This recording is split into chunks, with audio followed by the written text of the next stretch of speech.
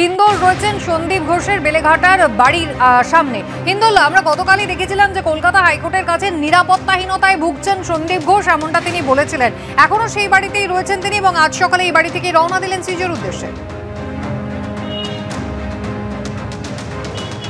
একেবারে কুসুমিতা, তোমাকে দেখিয়ে রাখি, এটা হচ্ছে সন্দীপ ঘোষের বাড়ি এবং যে নিরাপত্তাহীনতায় ভুগছেন বলে তিনি দাবি করেছিলেন তার পরিপ্রেক্ষিতে আজ সকালে যে চিত্র দেখা যাচ্ছে যে সন্দীপ ঘোষের বাড়ির বাইরে সেখানে কিন্তু কলকাতা পুলিশ মোতায়েন করা হয়েছে।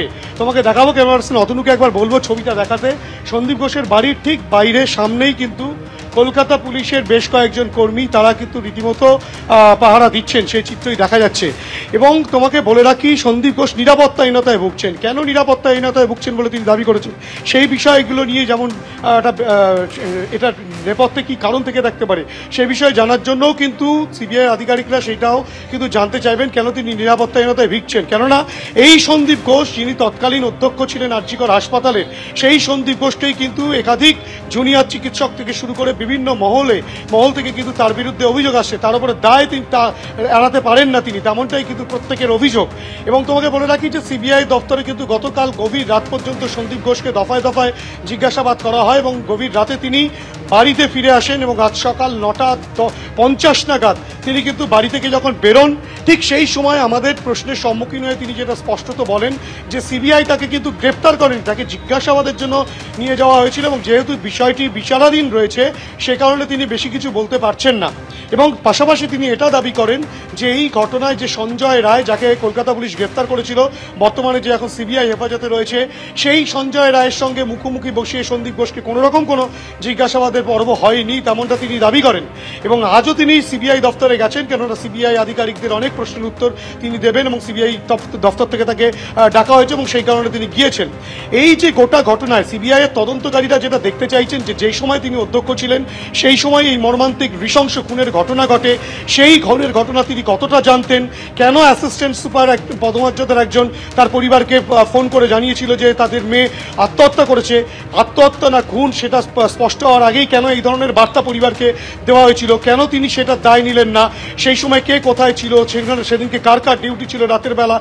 এবং তুমি জানো ইতিমধ্যেই যে চেস্ট মেডিসিনের যিনি এইচওডি রয়েছেন তাকে জিজ্ঞাসাবাদ করা হয়েছে দফায় দফায়, 4 জন জুনিয়র ডাক্তারকে জিজ্ঞাসাবাদ করা হয়েছে, এছাড়াও কলকাতা পুলিশ একাধিক ব্যক্তিকে জিজ্ঞাসাবাদ করেছিল। সেই সব সমস্ত তথ্যের ভিত্তিতে সন্দীপ ঘোষের কি ভূমিকা ছিল, সন্দীপ ঘোষের তার কি বক্তব্য রয়েছে, সমস্ত বিষয়টাই কিন্তু তদন্তকারীদের সামনে আনার প্রয়োজন রয়েছে।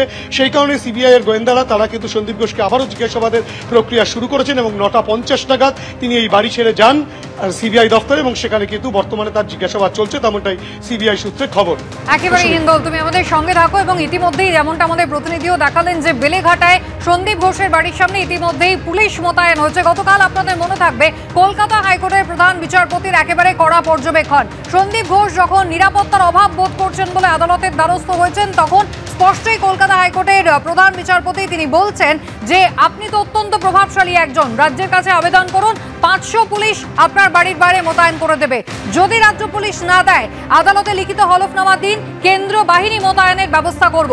অর্থাৎ প্রভাবশালী সন্দীপ ঘোষ তা কিন্তু আরও একবার প্রকাশ্যে একেবারে কলকাতা হাইকোর্টের পর্যবেক্ষণ এবং সেখানে কিন্তু বলা হয়েছে যে সন্দীপ ঘোষকে এভাবে পুরস্কৃত করতে রাজ্য সরকার পারে না, একেবারে কলকাতা হাইকোর্টের স্পষ্ট মন্তব্য। এবং যদি নিরাপত্তার অভাব বোধ করে থাকেন সন্দীপ ঘোষ তাহলে তিনি যেন রাজ্য প্রশাসনকে বলেন, তিনি তো অত্যন্ত প্রভাবশালী, 500 জন পুলিশ রাজ্যের পক্ষ থেকে তার বাইরে মোতায়েন করে দেওয়া হবে। আর যদি সেটা না পান তাহলে একেবারে লিখিত হলফনামায় কলকাতা হাইকোর্টকে জানান, আমি তাহলে সেক্ষেত্রে নির্দেশ দেওয়ার ব্যবস্থা করব যাতে কেন্দ্রীয় বাহিনী মোতায়েন হয়ে যায়।